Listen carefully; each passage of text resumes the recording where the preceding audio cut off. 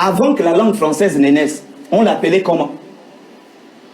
Avant que la langue française ne naisse, on l'appelait comment? Dieu ne désigne pas un être. Donc lorsque vous dites, même lorsque vous prenez la Bible, dans la version juive, au commencement Dieu créa les choses de la terre. C'est pas écrit comme ça dans la version juive. C'est Elohim. Or, tous les mots en hébreu qui terminent par im, ce sont des mots pluriels. Ça veut dire les êtres ont créé les choses de la terre. C'est la manipulation des religions qui fait en sorte qu'on pense que Dieu désigne un être et c'est ce qui fausse les prières. Alors, Dieu ne désigne pas un être. Dès son origine, ça a toujours désigné les êtres célestes différents des êtres terrestres. Vous voulez réagir par rapport à ça? Oui, je veux réagir. Oui. Primo, la différence entre nous et eux, c'est que nous sommes honnêtes. Je vais vous expliquer pourquoi je dis cela. Il a dit tout à l'heure, il n'y a pas de doctrine animiste.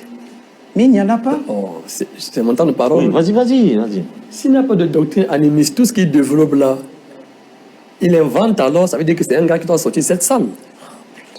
Parce que tout ce qu'il est en train de dire là, c'est un enseignement. Ce sont des connaissances.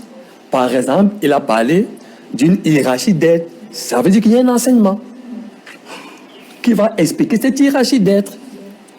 Je ne suis plus de dire, de l'entendre dire, il n'y a pas de doctrine, il est en train de développer des connaissances là. Donc il y a une doctrine. Voilà. Maintenant, l'autre chose que je vais dire, c'est quoi? C'est que il dit qu'il n'y a pas d'être suprême. Pendant qu'il dit qu'il n'y a pas d'être suprême, en même temps, il parle encore d'un être suprême. Bon, il faut qu'il puisse dire clairement où il y a un être suprême, où il n'y a pas. J'aimerais qu'il puisse répondre à ça tout à l'heure. Est-ce qu'il y a un être suprême